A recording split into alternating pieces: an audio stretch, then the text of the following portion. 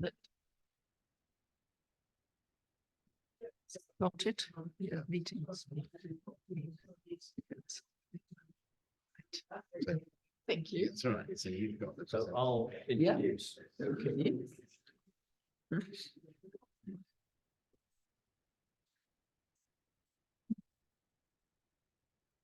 Okay.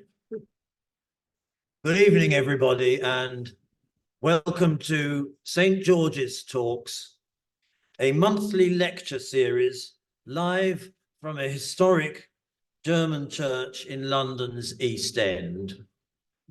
Live and on Zoom. It's fantastic to see so many people here this evening, not only here, but also virtually. There's about, this is half the audience live in the church now, and about the same number watching at home in their pajamas, of course, which is the tradition of Zoom appearances.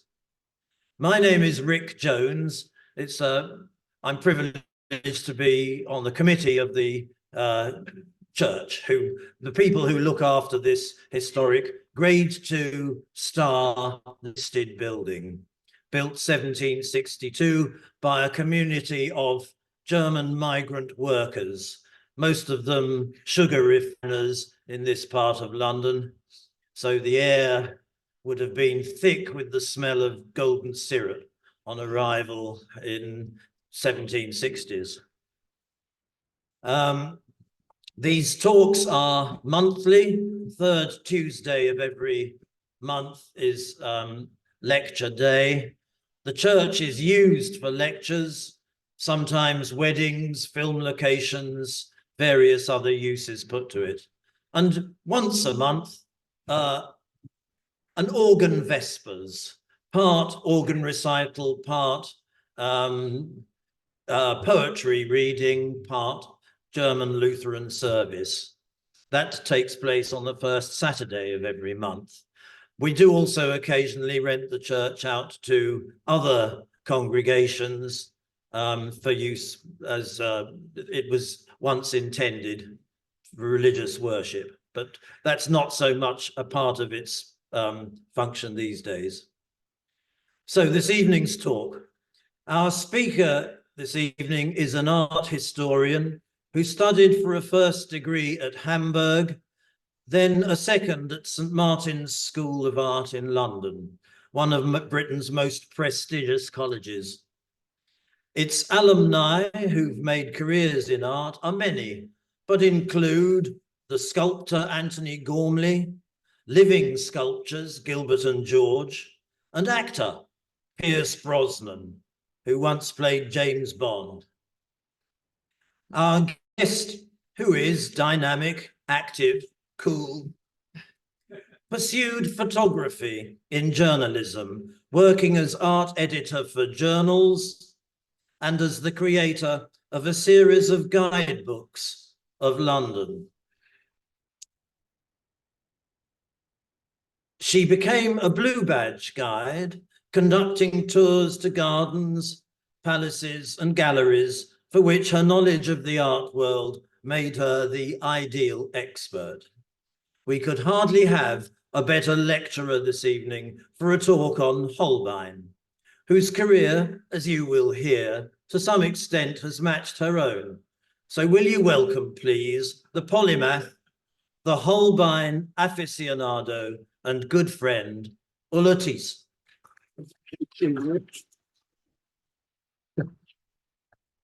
Thank you. Welcome, my congregation. Of course, was a church built for the German community that came after the kings came from Hanover. Hans Holbein is about 500 years ago. He lived, he was born in 1498 in Augsburg. Now, talking about pandemics, when we came into lockdown 4 years ago now, my friend and colleague Angela, who's sitting right here in front of me, we communicated saying, what are we going to do? There's nothing to do for the foreseeable future and no tourism, no work. So we sat at home, locked in. A huge pile of books had accumulated at my bedside.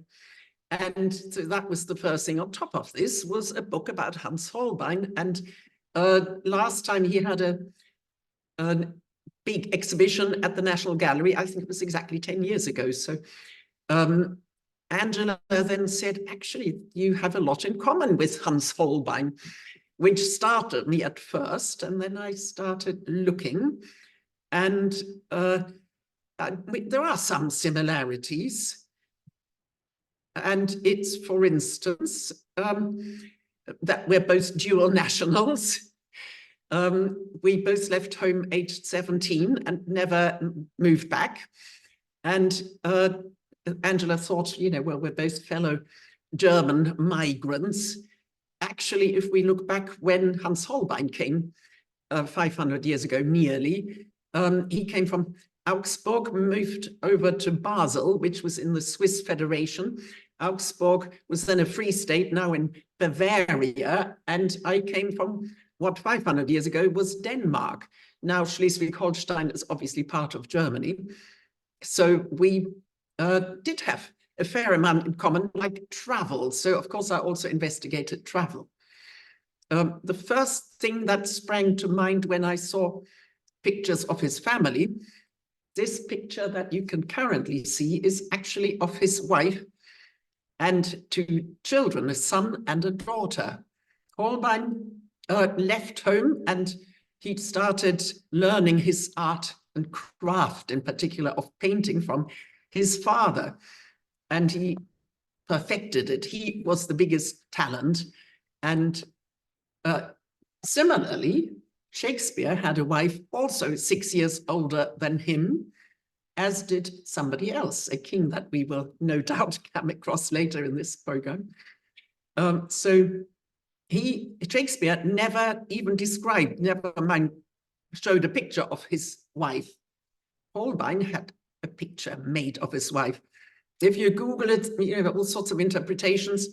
Was she wistful? Was she sad? Actually, this was made in 1528 when Holbein returned after 2 years in London, his first stint in London from 1526 to 27, very turbulent times. And what struck me, first of all, is that baby is not 2 years old in this picture. He'd just been away for 2 years.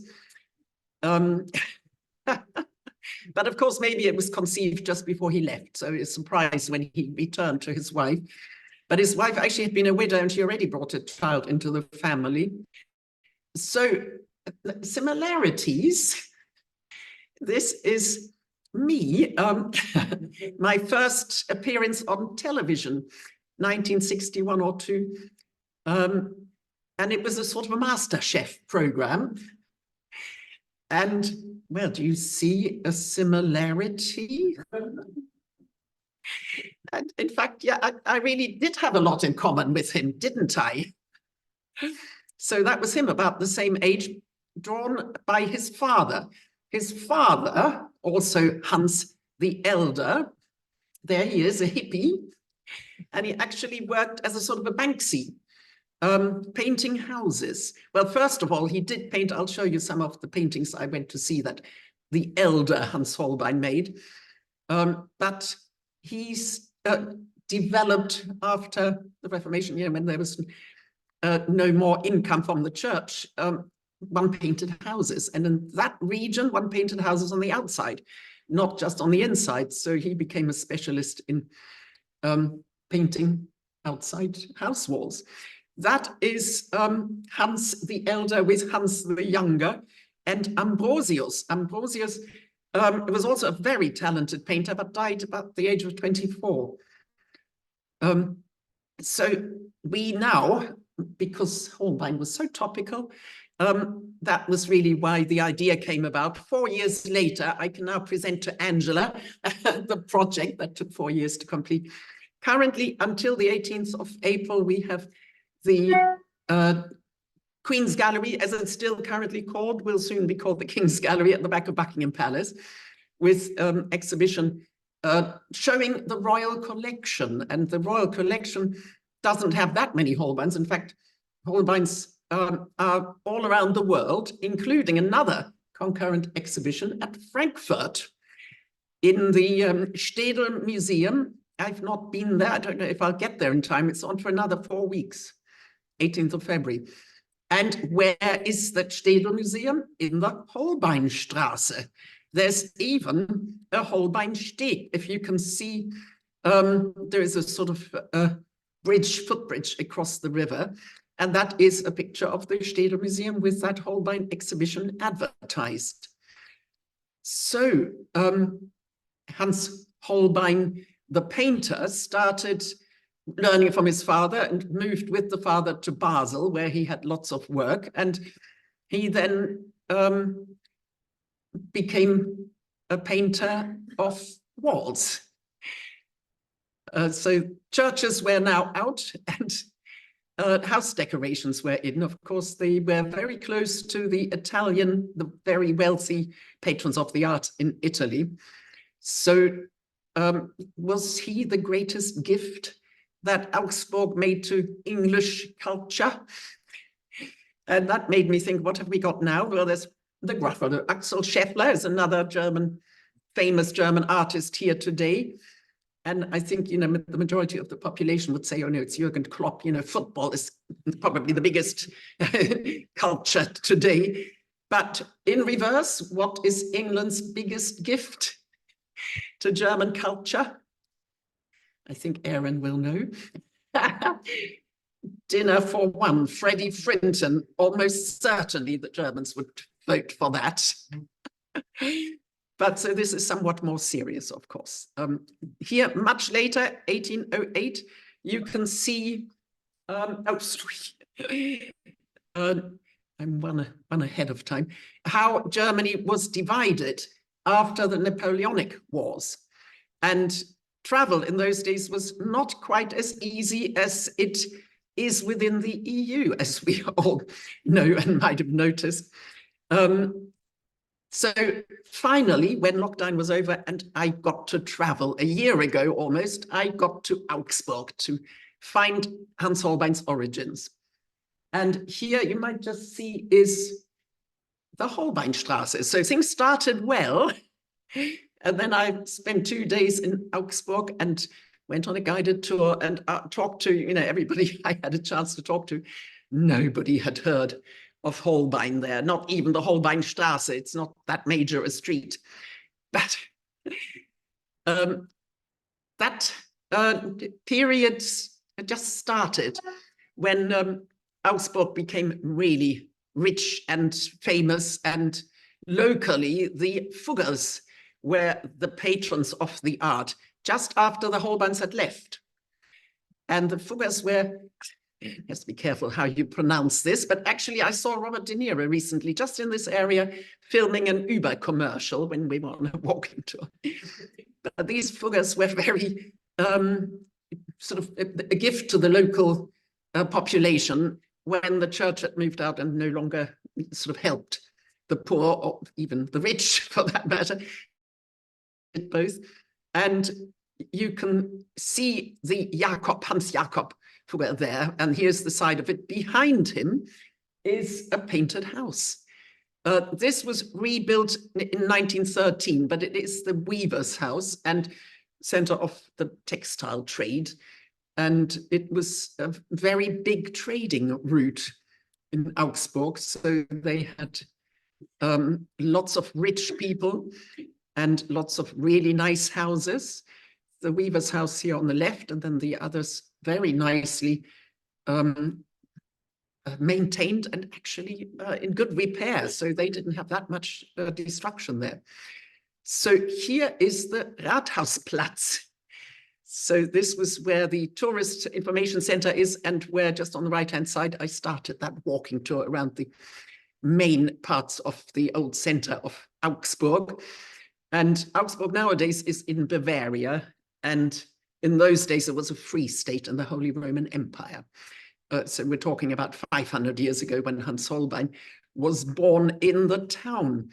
On the left is the big 70 meters high Perlachturm. That started off in Holbein's time. There actually was a tower, not as high as this, but a watchtower right on top of the hill overlooking the Lech River below. And it was replaced by Elias Holl, who was the equivalent of Christopher Wren, actually slightly earlier, and completely rebuilt all the important buildings there. So the Rathaus, the interior of that, absolutely magnificent. Stockholm actually has a similarly golden hall, but this is more sort of Baroque. And of course, Holbein started the Renaissance. So big venue for weddings, or at least wedding pictures. But also I think they have the Standesamt in the house, and then you go and have your pictures or your party up in the Golden Hall.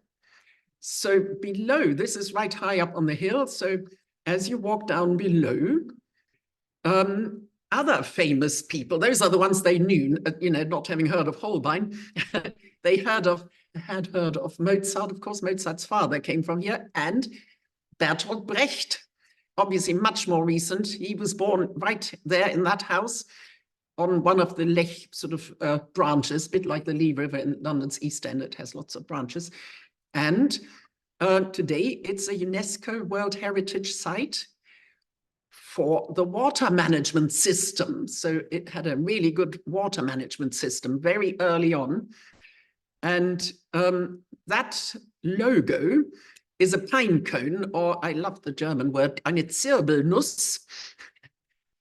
And that appears everywhere. So that's obviously the sewers. And here is the Fuggerei. And this was just before Easter, as you can see. So there's all kinds of Easter bunnies and even a live, cat. And this is a very early 17th century housing estate, a kind of council housing estate with the chapel, meeting room, even a sort of Second World War shelter in the gardens, nicely hidden. And they also have a museum on site. So that was a really wonderful visit. This is the center of Augsburg, not very big, so one could walk around it relatively quickly. Just a bit further south from the Fuggerei is the Holbeinplatz. Nobody really knew where it was, but Googled it. And there it is. Today it's the Kunstverein Augsburg e.V., that means eingetragener Verein. That's the entrance to the house in which Holbein the Elder lived when Holbein the Younger was born. And first of all, Ambrosius is 3 years older than him. Obviously modernized, but still apparently the shell of the original house. And now there's a rather lovely cafe next to it. It was in March when I was there, so temperature's not quite as cold as here today, but quite cold and sort of a bit off the beaten track from the tourist trail, but quite interesting old town environment. Then, of course, I had to get to the upper town, and there is the Fugger's residence. And most of that is still original big yard, and this is where they stayed partially. I think they probably had lots of houses. They were incredibly rich and were traders. And my first impression, even on the Rathausplatz, was all these statues with skirts, like on petticoats. Well, that was because of frost. And here is, I saw George and the Dragon, but actually it is the Hercules statue with the Hydra, because the water management system, of course, it's very appropriate, the hydrants. So Hercules is battling with Hydra. Here is the yard of that Maximilian Museum. That fountain you just saw was in the Maximilianstraße. And that in the yard, I think, is a copy of the one on the fountain. And here is an early Hans Holbein doing a bit of satire, I think. This was a very early illustration, etching. And of course, this was the time when printing started about 50 years before he was born, but not many people could print, or not many people could read and write. The more people that got books, the more people could read, obviously, but that took a long time before everybody got one. And first books published, of course, were the Bibles. But here they were already doing a bit of sort of social commenting. And there is Martin Luther as Hercules battling with Hydra. So very interesting political comment.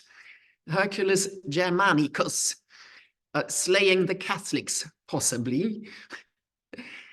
So then at the end of that very grand Maximilianstraße, we have a Catholic basilica. I see Ulrich. I never actually really knew there was a holy Ulrich until I went to this one, the Catholic Basilica of Augsburg. And it's got a double name. St. Afra was a local Roman martyred lady in the year 304. So she is the local female saint. And this was kind of rebuilt in 1577 in the early Gothic Renaissance style. Beautiful building. And just as I walked past it, the sun came out in that rather grey day. So here we get close to the dome, which is actually on the other side of town and actually the original center of Augsburg. And this is a commemorative plaque that on the 28th of April, 1945, the 3rd US Infantry Division liberated, with the help of the local liberation movement, the city from Nazi regime. Thanks to peaceful surrender, the city was spared further destruction. So that was very lucky for the town. So that is adjacent to the dome, the main now Lutheran cathedral. Beautiful building, and interior very impressive, large space. And here are the Holbeins, 4 original Holbein the elders survive, obviously illustrating the Bible, as almost all the pictures in those days were of that kind of subject. That was where they got the money and where there was demand, until Martin Luther, of course. So interior for a huge congregation of later, obviously, Protestants. Early on, I think after the expulsion of the Jews from England, the German culture took over a lot of Jewish customs and icons, etc. So this is in the crypt, and this is not by Holbein, and you can see the difference. I think the Holbeins are already very much more sophisticated, although it was the sons who I think were the real talents in art. Then that leads out to where the cloisters used to be. Entrance to the cathedral. And here is an item from the British Royal Collection. Martin Luther's etching by Hans Holbein. After 1517, the Reformation, Emperor Charles V was Henry VIII's nephew through Catherine of Aragon. And he ransacked the Vatican, thinking that maybe he could take over the lot in about 1520. And he was trying to influence Catholic power. So, of course, people got around. But how? I mean, it absolutely struck me, how on earth did he get around? So he traveled with this map in hand. This is actually when he was traveling back from London in 1528. Can you see? Well, you can make out Scotland at the top. And Germany, France, it's really quite difficult. After visiting Augsburg, I also visited Regensburg, by the way. And so much earlier in the 14th century, the Thurn und Tassis family started their business in Bergamo in Italy and provided a postal service from Bergamo via Frankfurt to Brussels in 5 days. Now you'd be lucky if the German railway conveys you that quickly, but they managed. And of course, that gave me an idea. Did he take a taxi? That is the people who invented the taxi service. So they now are based in Regensburg and still have a branch in Brussels from their original sort of postal service. So horse and carriage, possibly. But then actually, of course, looking around a bit more on the map, of course, Basel is on the Rhine. And it leads up to Rotterdam. And this was a later map, slightly more precise, but you can just about see at the top, that sort of angled thing is England and Scotland. A bit further to the right is Schleswig-Holstein, and that's Europe, and then Africa below. So this is a 1546 map of the world with a magnetic pole. And so here is the Rhine River, and Basel is where that hook is at the bottom to the left. The Rhine source is a bit to the right, and then it travels all the way through Germany. So thanks to Deutsche Bahn, when I traveled there in March last year, Eurostar conveyed me beautifully, really fast. I even got a good connection 20 minutes later, one platform along, actually towards Munich, but I was only going to Würzburg and got to near Frankfurt. The train then came to a halt. Something was on the line. An hour later, we reversed back to Cologne. They had a rail strike in Cologne, but still they did find us an alternative. And I did get to Würzburg 4 hours late and got half my money back, which I've only just used up. And I had the most beautiful trip along the Rhine. If my train line app would have allowed it, I would have bought that ticket in the first place. But that tour was just wonderful, along with the Lorelei, you know, all the castles. And this is probably how Holbein got here, along the Rhine by boat from Basel, because he was stationed since about 15, 17, since the Reformation, roughly, in Basel. So there's a picture of Basel at the top and the Rhine River, and then you get to Rotterdam. That was the year before when I visited Erasmus's house. Rotterdam's fantastic architectural city as well. There is Erasmus. And of course, they were contemporaries. Mind you, Erasmus was 30 years older, 1466, born in Rotterdam and never went back. 1536, he died and aged 69 in Basel. At that time, of course, Burgundian Netherlands and lots of political moves across Europe. All these usurpers, you know, kept threatening locals. And there's a lot of people fleeing. But the citizens of Basel, to have dual nationality, you had to be present. You could never leave for more than 2 years without losing your status. So Holbein, of course, left and came back after 2 years, you know, to find his wife and the 2 children, and stayed for another 4 years. We don't know exactly what his movements were then, but in 1532, he was summoned back to London. So he also, during his earlier years, stayed in Zurich and Lucerne. And this was also, you know, particularly Basel, where Luther and Holbein and Erasmus came together. So Erasmus commissioned Hans Holbein to paint a portrait of himself. And he was the best connection Holbein ever made, obviously. Actually, I've got a school friend's daughter married through the Erasmus program. So I think there are now lots of connections that Erasmus is making posthumously 500 years later. And here is one from the exhibition at the Queen's Gallery of the King's, you know, the Royal Collection. And this is Johannes Frobenius, he's called on that picture, his John Froben, translated. He was the Basel printer and publisher.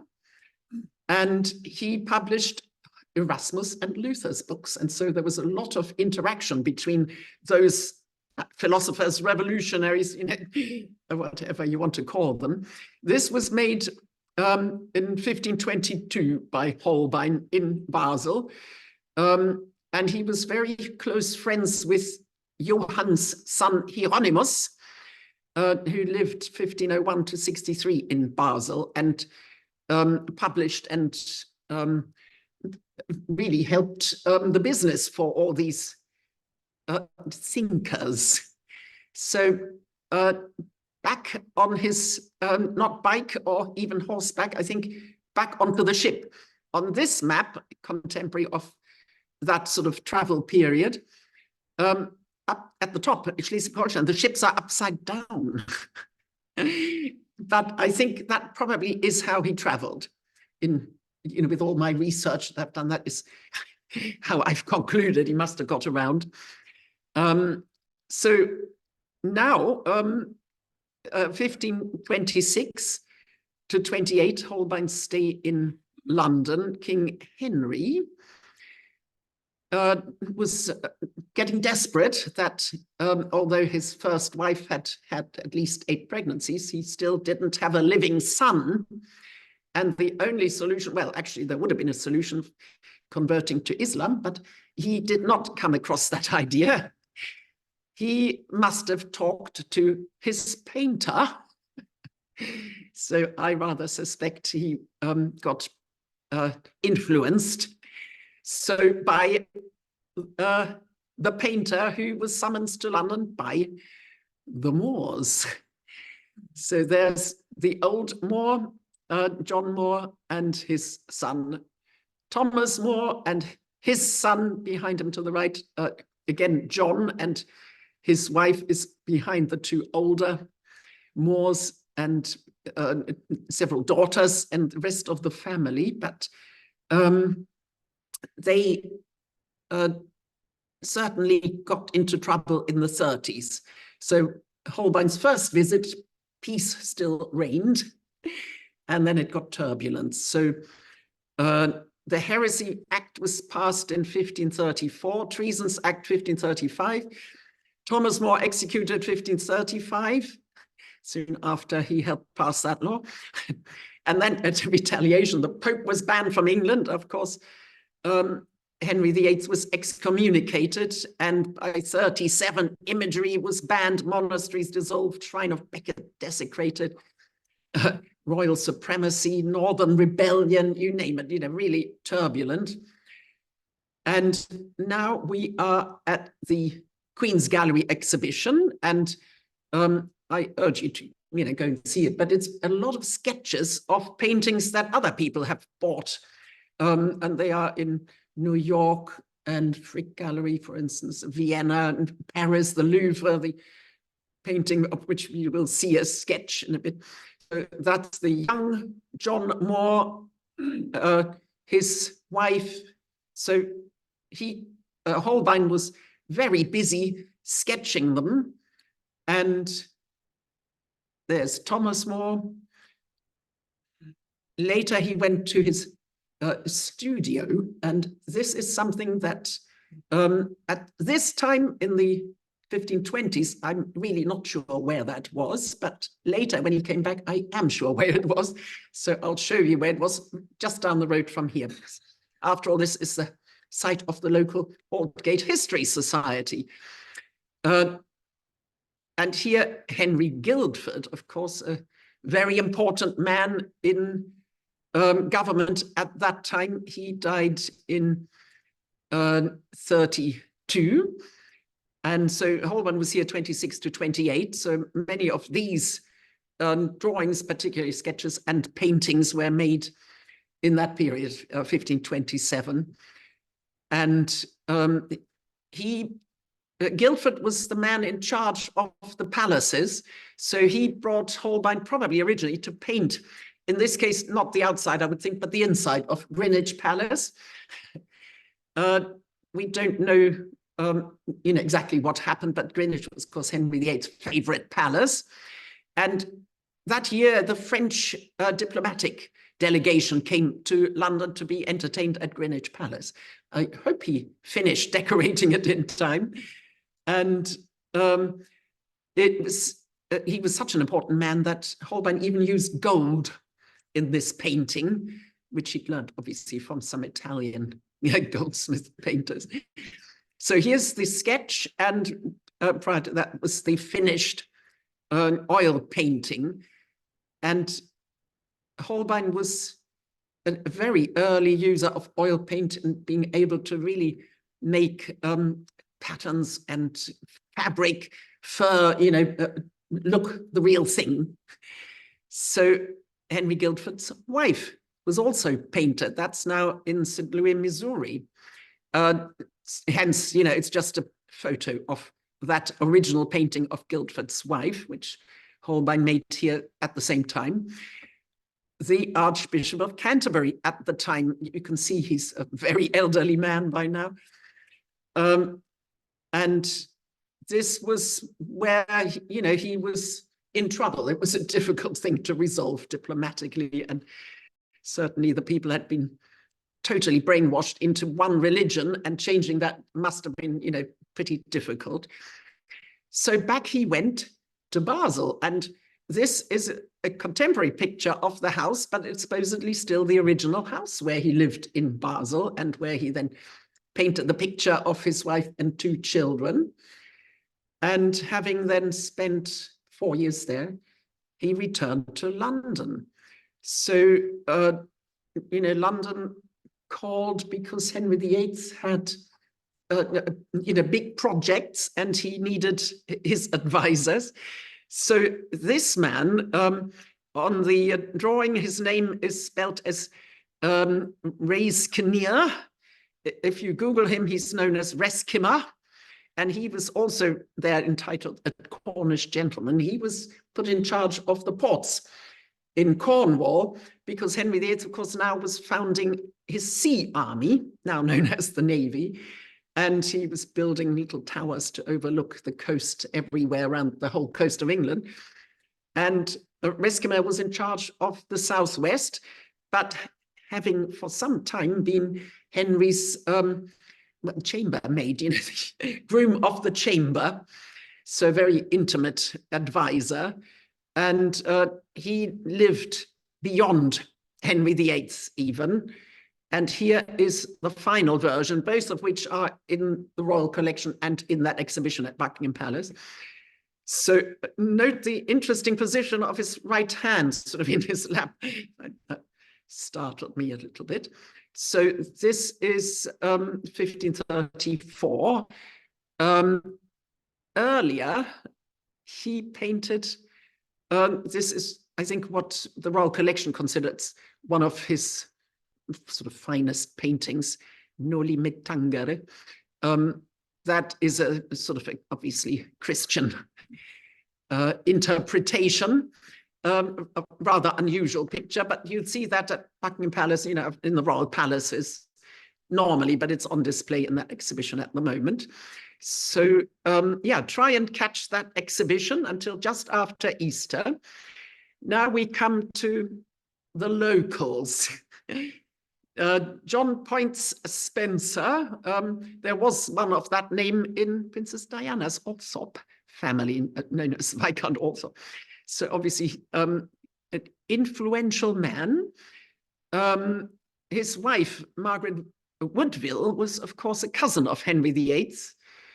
His nephew, also obviously very important man, all within the palace now. So we're now sort of inside the palace area, all the people that mattered, insiders, like, the Parker Bowleses, for instance, that kind of environment.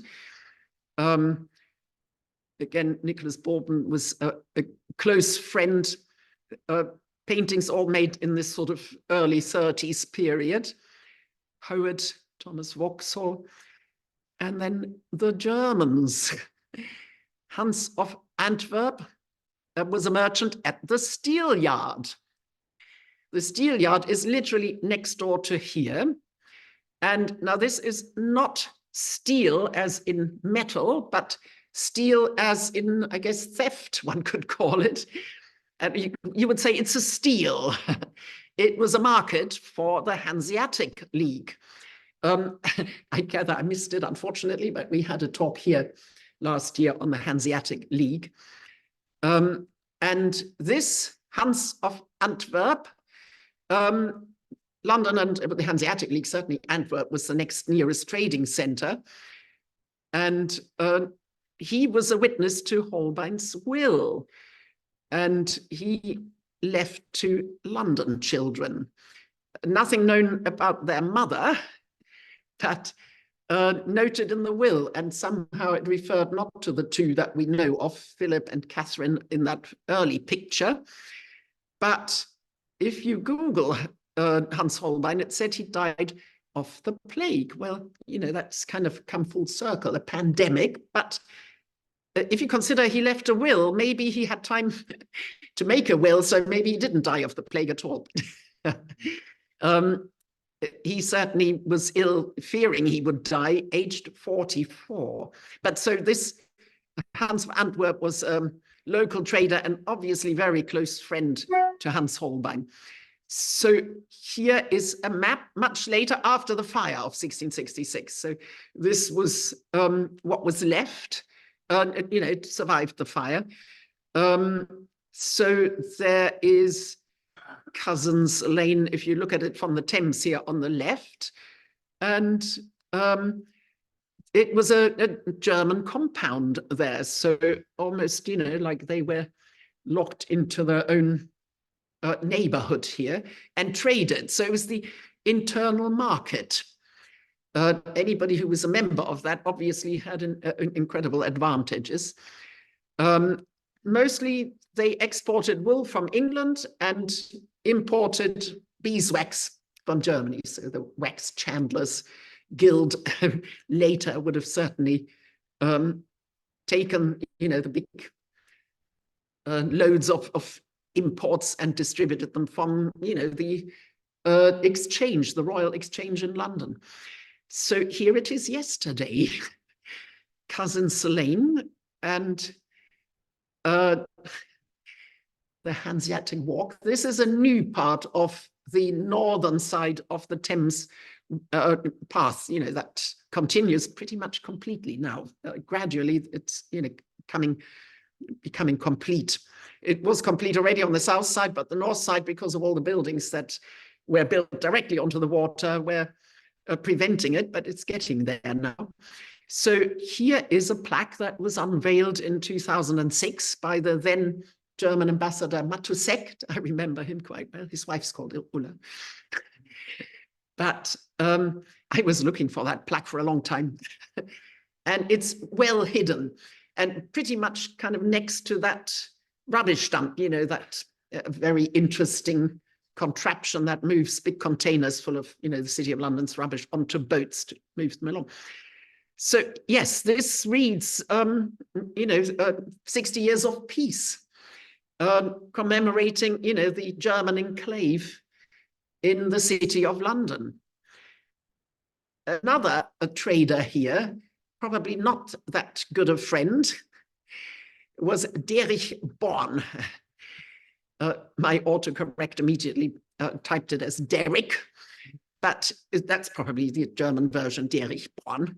He looks arrogant, and he seems to have been very arrogant.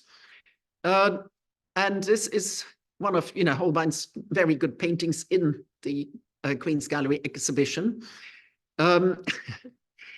He got into trouble with a spat with the Duke of Suffolk's wife. Just above Cannon Street is Suffolk Lane. So I presume the Suffolks lived next door. And it got so bad that he was expelled from the country, this Derek Bourne. Last seen to have traded a consignment of towels in Antwerp in 1549, and then no further sightings. So later, this painting was owned by Charles I, the big patron of the arts of that period in the 1600s. And I think arguably he was such an expensive art collector that it cost him his head ultimately, but the nation got his collection. During the Civil War, of course, the collection was stolen, dispersed, etc., disappeared, and Charles II bought it back. So obviously he liked it so much that he bought it back when he became king again. And here she is, the Duchess of Suffolk, also probably painted, but this obviously is the sketch that the Royal Collection has of that woman who caused Derrick's expulsion from England. And then, of course, another woman that Holbein painted, Anne Boleyn, that was the second wife who kind of caused the Reformation. And here's her uncle who caused her head to be cut off. He was the very important royal advisor who gave his niece the death penalty. That's an original in the Royal Collection. And here is that big room, last room of that exhibition. And it doesn't have, as I said, just mostly sketches. The Royal Collection doesn't have that many oil paintings. So this is not by Holbein, but this is Henry VII's family with his 3 sons and 4 daughters that he had all together. And in this case, it is George and the Dragon up above, but it's not by Holbein. And it is sort of about 1507.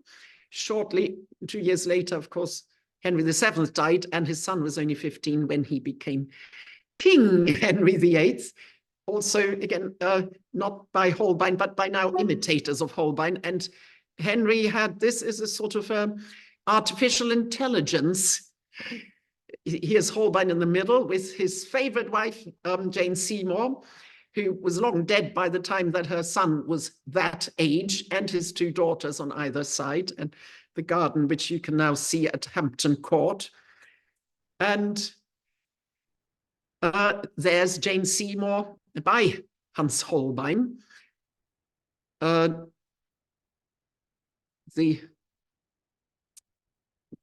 drawing, the sketch, making her look, I think, rather drab, not particularly attractive. So Henry VIII, of course, had a son by Jane Seymour, but she died in childbirth. So now he was in need of a 4th wife. So back on the boat, Hans Holbein was sent not home, but over to what it says to Denmark. This is in 1554, so 11 years after Holbein's death, map of Europe, much more correct by now. Magnetic pole at the top, so they hadn't quite got to Greenwich Observatory yet, but Holbein was sent across the channel. So traveling to Denmark meant the King Christian of Denmark had been expelled from Denmark, and he had taken refuge in Brussels. So I think Denmark meant Brussels. And Christina of Denmark. Now, this is what was considered a proper nice-looking girl. I guess nice is the right word for it. And so the painting pleased Henry VIII, so he made a proposal, obviously on paper, by message, which an ambassador, and certainly in one case, Holbein himself, acting as an ambassador, took across. This Christina was a 16-year-old widow. She had been betrothed to the Duke of Milan, and he had died soon after. So she returned to her family in exile in Brussels. The King of Denmark was a Lutheran sympathizer, and I think this was also to do with that, Catholic uprising against the Protestants up there. So she was, of course, related also to Henry VIII's cousin, the Emperor of the European Empire, Charles V. And Henry fell in love with the picture. Unfortunately for him, she declined the offer and supposedly said, you know, I'd be delighted to accept if I had two heads, which of course she didn't. So back to the drawing board, and now we come to what I think is definitely the prettiest of them all, Anne of Cleve. And doesn't she look just glamorous here? It must also be mentioned politically that her brother was a leading Lutheran in that region, in Kleve, Jülich, and Henry needed allies. And certainly he was sold on the picture here, but of course that's all he had to go by. And probably my analysis is, my diagnosis is that Henry was a grumpy old man, and that it had nothing to do with her, but with him, that he, his marriage had to be annulled because nothing happened. But this is not by Holbein, it is on display though. And I even have in my stamp collection all the 6 wives, spot the Holbeins. And of course, that is the original by Hans Holbein, the painting that really made him the most, you know, famous English painter. And that is 1540, when Henry was, of course, you know, really impressive, big man and looking for more wives. So now Henry was painting the Whitehall cartoon to paint the interior of Whitehall Palace, which had been the London branch of the Vatican. The Vatican's envoy had lived right next to the Royal Palace of Westminster and Westminster Abbey, of course. And now after the Reformation, it became Henry VIII's new palace. So he needed a new decorator. So now, of course, the Henry had Holbein make a huge portrait, another artificial intelligence kind of painting of Henry. And his father, you can see just behind him there, Henry VII. And of course, Henry VII died, and Henry VIII was only 15 practically when his father died. So at this point, he was older. And the other part that was lost in the fire of 1698 of Whitehall Palace shows, you know, obviously the mother and the favorite wife, the mother of the son, and the son was his heir. He didn't know, obviously, that the son wouldn't live much longer than him, but therefore he painted similar to his father before, you know, painting of the family and the heirs. And this is the National Portrait Gallery, where this sketch, the original sketch, is in the background. And of course, we now come to this anamorphosis. There on the right, not by Holbein, but this was now fashionable, of course. There you see through a hole in the glass, well, how that turns into a circular painting when it's actually long and real life. So that's Henry VIII's son, Edward VI. And here is another anamorphic image in the foreground of what is almost certainly the most famous Holbein painting in London in the National Gallery, although I'm not sure it certainly vies for that rank with Henry VIII's painting. But this, of course, has been interpreted in many ways. Arvo, the future Blue Badge Guide, is doing a project on that. So there are lots of debates on what it's meant to say, but what we do know for a fact is that this is the 2 French ambassadors, 1533, you know, coming over to visit the kings here at Greenwich, and Jean de Danteville on the left, obviously very rich man, and he was rather on the Protestant side against Georges de Selve, who later even became a Catholic bishop. So this says a lot about what goes on at that time, you know, with the whole turbulence, the rise of science and art and travel and maps and globes. So we have D'Anteville, the one on the left, was friends with Anne Boleyn, whose father was the English ambassador to France. So she'd grown up on that side of the channel and was very well connected there, of course. And so this visit took place just as Anne Boleyn's daughter Elizabeth was born. So she had met King Christian of Denmark in exile when being in Antwerp. In this picture, we have books, you know, geography, music. There's a lute. In fact, I think is that the instrument that Rick has and plays occasionally. An instrument just like that. There's an excerpt from Luther's writings. There's music. So Memento Mori, of course, that image of a skull that you can see if you sort of see the picture of the painting from the right-hand side. And D'Anteville has a dagger in his hand. So one can read an awful lot into that picture. But from time to time, you know, it's interesting to compare it to today's time, actually, because we're going through similar turbulences just now by the looks of it. But coming back now to London, where, to here, I mean, to Aldgate East, where did Holbein live? The earlier spell, no record of that, but later he lived right here in this neighborhood, near that steel yard. This is a map of this area here, Aldgate. It is said that he lived in Maiden Lane at some point, but nothing specific, and we don't even know if that's the Maiden Lane at Covent Garden. But this is actually now quite a precise map, and it dates to that sort of period. Holbein was quite active until the early 40s, and then clearly he got ill. There was a plague in 1543.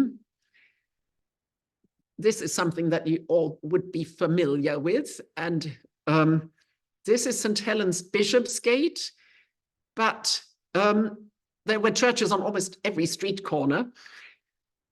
During that lockdown period, there was an article in The Guardian, I think, by a journalist called Jonathan Jones, who had a similar project to the one that Angela sent me.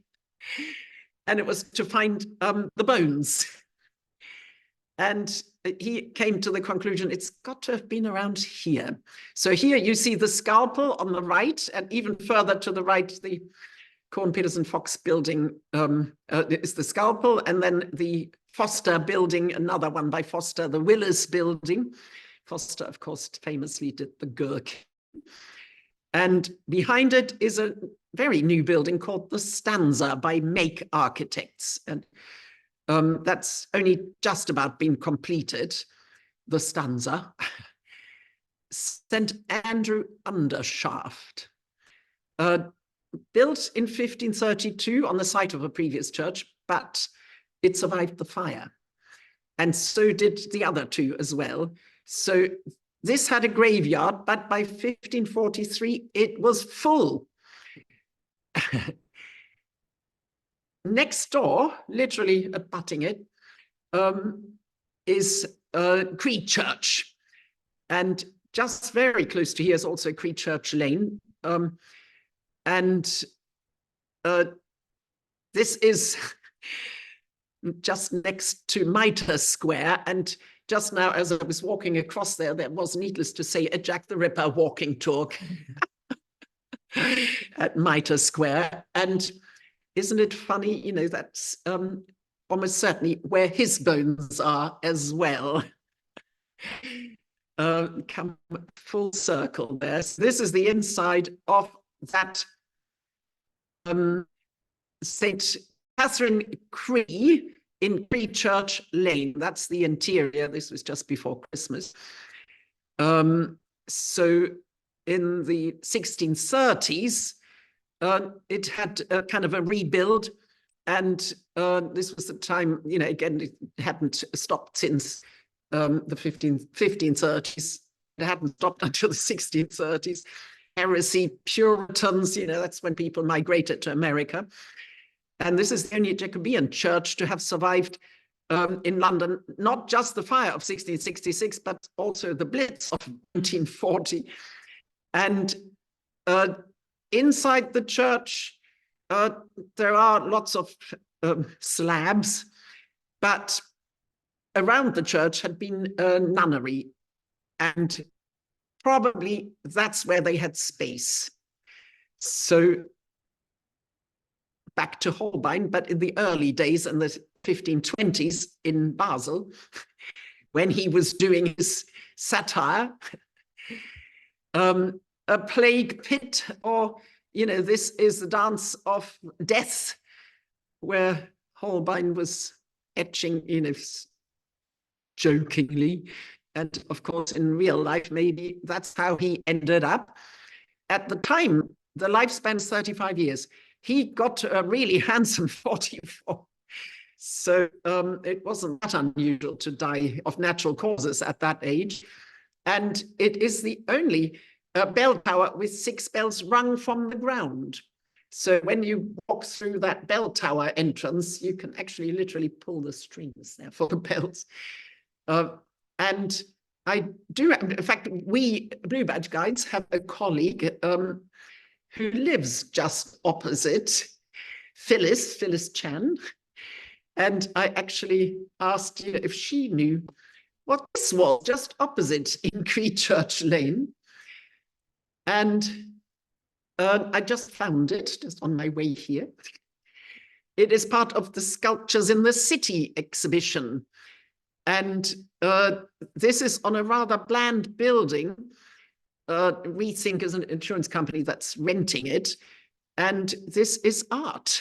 Not really sculpture, I would say, but maybe, you know, you can consider that a big sort of plaque. And coming back to the Banksy origins, that is Father Hans Holbein the Elder started painting houses. Here is a painted house. And this is where he's buried. The artist who made this is called Arturo Herrera, a Venezuelan migrant from Germany, from Berlin. And it's an untold piece of art, but it almost reminds me of that Weaver's house in Augsburg, where we start this talk. And incidentally, this building backs on to Bevis Mark's synagogue. So that's where probably he was buried, but no grave actually found. And this is a picture which is also graces that cover of the book that was on my bedside table for all these years. So a picture I'm very familiar with, but he looked a little bit different later in life. But that is where my journey ends, back here right next door to this St. George's Church, which of course was much later than Holbein. So we now, I think, have time for questions for 15 minutes or so. If anybody has questions that I haven't already answered in the talk. Well, thank you very much, Ulla, for that. That was a thoroughly comprehensive tour of the life and times of Hans Holbein, not only here in London, which we're familiar with, but also his life in Augsburg and in Basel. So that was fantastic and beautifully tied together. The circular movement of the talk was most impressive. Thank you. Thank you. Now, do we have any questions for Ulla? We've got just a few minutes, I think, for one or two, if there are any. Yes, please, Jeff. Do we know what happened to the children? No, I have certainly tried Wikipedia, Google. Google usually finds answers, but here in London, we don't even know their names, although it would be in his will, but that seems to have got lost. And the ones in Basel, we knew Philip and Catherine, but nothing to be found. Elspeth Birkenstock, I think was her name, Binsenstock, and she certainly was, I think, quite a pillar of the society there locally in Basel, but no knowledge of what happened to her or her children, or his, for that matter. Did they wouldn't never know. come here to live with him? No, it doesn't seem. I think travel was just too difficult and dangerous in those days. Yeah. And I don't think it occurred to most people to travel that sort of distance. Certainly, if you bear in mind, you had those maps, Yeah. which did not inspire confidence. No. No, thankfully, we now have Google Maps. But Yes. Eddie, did you have your hand up? Did he come here for the money? Holbein, like I think so. Yes, know. yeah. He was summoned, by the really important people here to work for them. Yeah, because obviously they realized he was a great talent. What do you think his reasons? What do you think his reasons for staying were? And were they similar to your own reasons for staying here? I think he felt welcome here, found a pleasant environment, and yeah, it was prosperous, and he seems to have settled in very well, just like me, I must say. It was a welcoming environment for me. Yeah. And that was over 50 years ago. So I'm saying to people online that they'd like to pose questions in writing. Yeah. But in the meantime, they've said they can't hear the questions being asked from the floor. So could you repeat them each time? Yes. Do we have any other questions? Can I point out that drinks and cake are awaiting the guests present here at the back of the auditorium? Yes. Well, thank you very much, Ulla. Since there are no more questions, and it's now 8:15. Thank you all very much for coming. It's usually my task to invite people to come and have drink and cake at the back, but Ulla's already done that. So please do stay for chat and refreshment. And once again, thank you here very much for coming. And those of you who tuned in online as well, we've enjoyed your company, albeit virtually. So thank you very much, ladies and gentlemen. No questions from the Zoom links? No comment. No problem. Oh, There's a comment from Manuela. She says it's not a question, but the first map of Scotland had it at the same 90 degrees angle as Ptolemy. Yes, the map of Scotland, certainly. Our Scottish friend would remark we've got more Scots around here even. Yeah, good. Okay, then shall we switch it off? well done. Meeting.